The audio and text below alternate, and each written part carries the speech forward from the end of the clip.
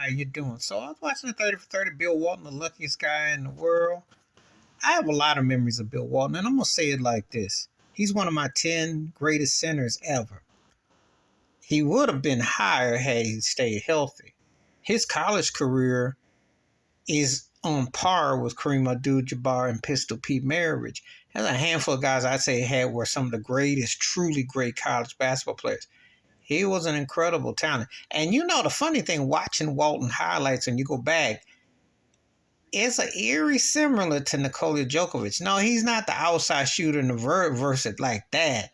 But the ball handling, the assists, the rebounds, those little things, the detail, he could set some. Matter of fact, when he was with the Celtics, even though he was half of what he was in Portland, he still was a very smart player, one of the smartest players I've ever seen, and very athletic, and one of the few guys that can hang with Kareem Abdul-Jabbar in his prime.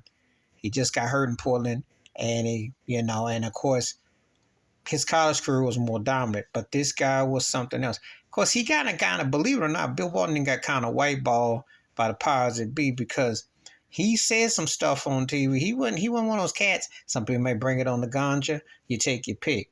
But one thing about it, I always dug his color commentary, and I know he was the truth. He was a very talented player, no doubt. It's a real good two-part series. His UCLA days with Coach John Wooden to his Portland days with Dr. Jack Ramsey and Maurice Lucas and Lionel Hobbs and those cats, and went to the San Diego Clippers. Used to be the Buffalo Braves, which I know all too well being from Belo. And then when he went to the Boston Celtics, helping them win that 86 team that won the chip with Bird, McHale, and Parrish. And Larry Bird had a lot of high compliments for him. And you could tell he inspired him, influenced him. Because Walton was definitely a guy who found his groove.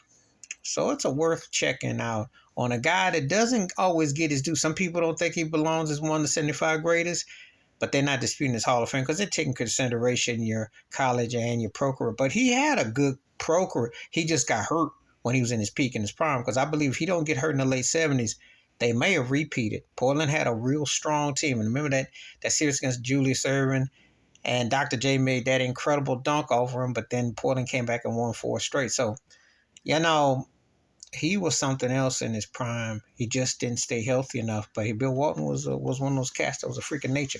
Pre-Arias Sabonis, and Djokovic, but he's kind of in that same versatility of a big, if you think about it. He was good. Please like, subscribe, welcome, thoughts, comments, and I do respond. Thank you. Wash your hands. Keep your mind clear. Watch for another shit of it if you like, and I'm out.